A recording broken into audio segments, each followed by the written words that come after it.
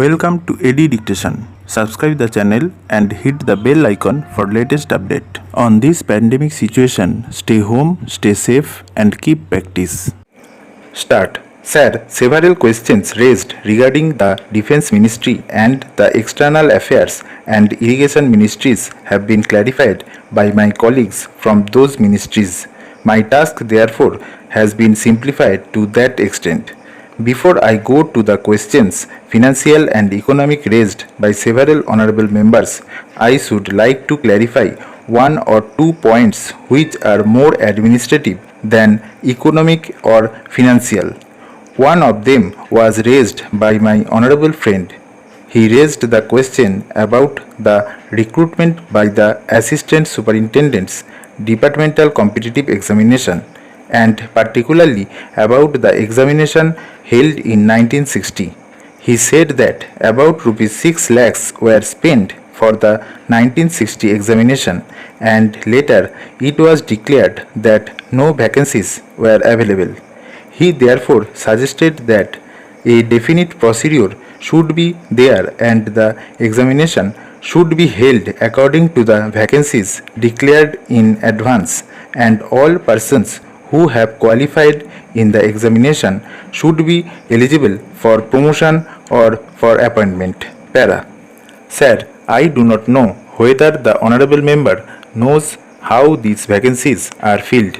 He probably refers to the section officer's grade in the Central Secretariat Service. This is filled 50% by direct recruitment and 25% by departmental competitive examination open to the assistants, that is the next lower grade, and the rest 25% by promotion of the assistants on the basis of seniority subject to fitness. The examination, therefore, that he was referring to was a departmental competitive examination for filling 25% of the vacancies.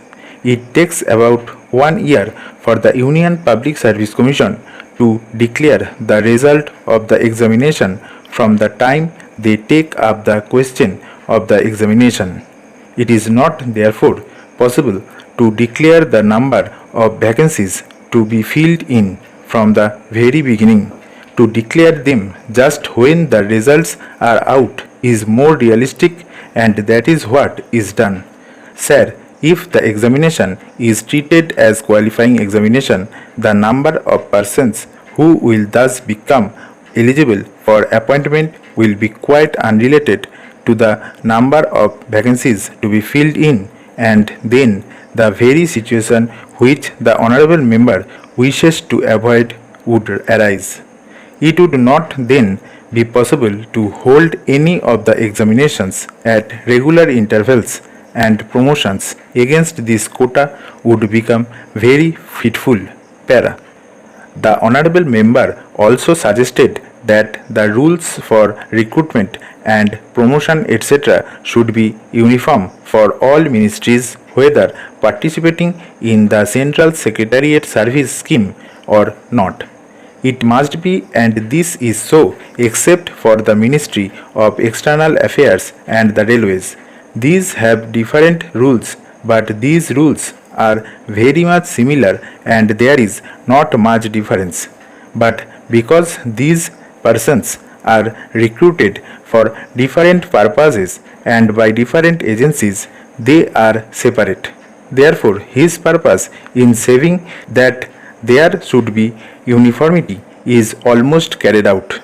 The only difference is that the Ministry of Home Affairs does not control the services in these two ministries. Para. Then, sir, questions were raised about backward areas and the backward states, and also about the city of Calcutta.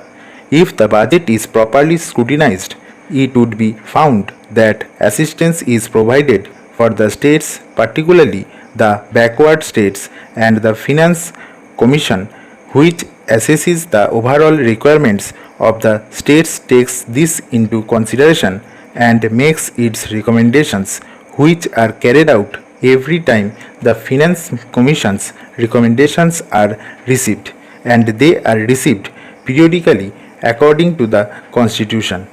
Sir, I would like to give the total amount paid to the states on this account. Para. The main objective of planning is to create conditions in which living standards are raised in a sufficiently reasonable level and all citizens are given full and equal opportunity for growth and service. The plans seek to provide a balanced emphasis on increase in production and employment. The development plans are thus accepted as the means for ensuring equitable development in the field of social services. There is no reason to suppose that the needs of the less fortunate or prosperous states are being neglected. But it would not be proper to expect that all these differences could be wiped out now immediately. It must be seen whether we are going towards that very end or not.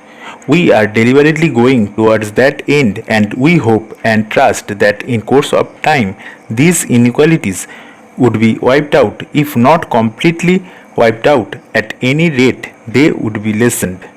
My honorable friend complained about inadequate provision included in the plan for meeting the growing requirements of the city of Calcutta, wherever the basic services like water supply, sewage disposal and drainage were not being augmented, and that the central government was not enthusiastic about solving these difficulties. Stop.